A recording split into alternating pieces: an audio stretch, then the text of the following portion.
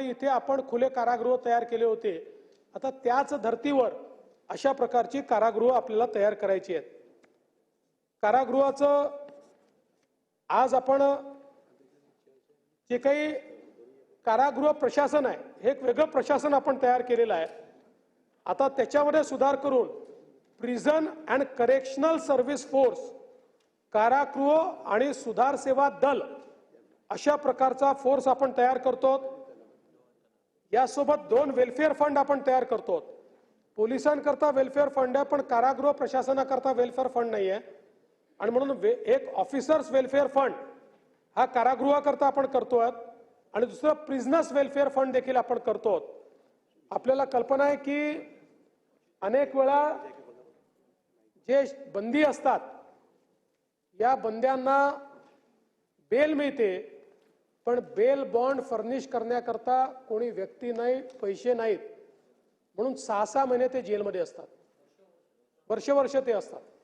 आणि म्हणून आता केंद्र सरकारने त्या संदर्भातली एक व्यवस्था उभी केली आहे. जिल्हाधिकाऱ्यांच्या अंतर्गत अशा प्रकारचे जे कैदी आहेत त्यांची माहिती देऊन खरंच जर ते भरू शकण्यास लायक नसतील तर ते पैसे तिथनं भरावे आणि त्यांना जेलमधनं बाहेर काढावं अशा दृष्टीनं आणि तिथल्या वेलफेअरच्या दृष्टीनं हा फंड आपण तयार करतो.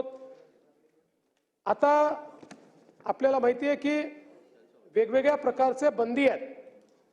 या बंद्यांचं वर्गीकरण, त्याचं क्लासिफिकेशन करण्याचा या कायद्याने निर्णय घेतलाय, ज्याच्यामध्ये महिला, तृतीयपंथी, न्यायाधीन बंदी, शिक्षा बंदी, उच्च सुरक्षा असलेले बंदी, सराईत गुन्हेगार, तरुण गुन्हेगार, दिवाणी बंदी अशा वेगवेगळ्या पद्धतीनं त्याचं वर्गीकरण हा कायदा आता नव्याने करणार आहे.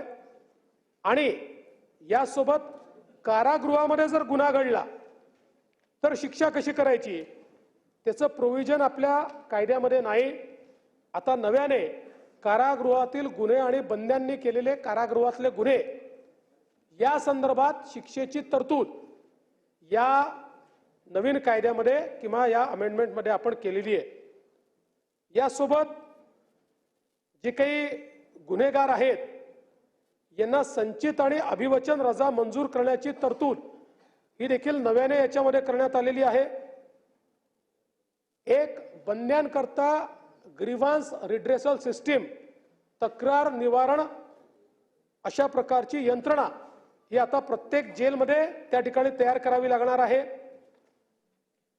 कारागृहाच्या रुग्णालयामध्ये स्वतंत्र महिला वॉर्ड हा महिला बंदींकरता आणि तृतीय पंथांकरता देखील वेगळा वॉर्ड हा त्या ठिकाणी तयार करण्यात येणार आहे. कारागृहातून सुटलेल्या सर्व गरजू बंद्यांचे पुनर्वसन करणे आणि त्यांचे समाजात पुन्हा एकीकरण सुनिश्चित करण्याच्या दृष्टिकोनातून त्यांना पुनर्वसन सेवा प्रदान करण्याबाबत तरतूद करण्यात आलेली आहे.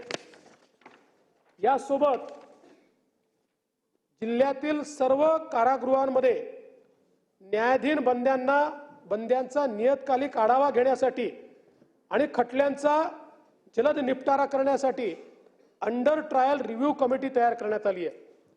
आपल्याला कल्पना आहे की आज जिथे 800ची कॅपॅसिटी आहे तिथे 2-2 हजार बंदी आहे आणि मोठ्या प्रमाणात अंडर ट्रायल आहे.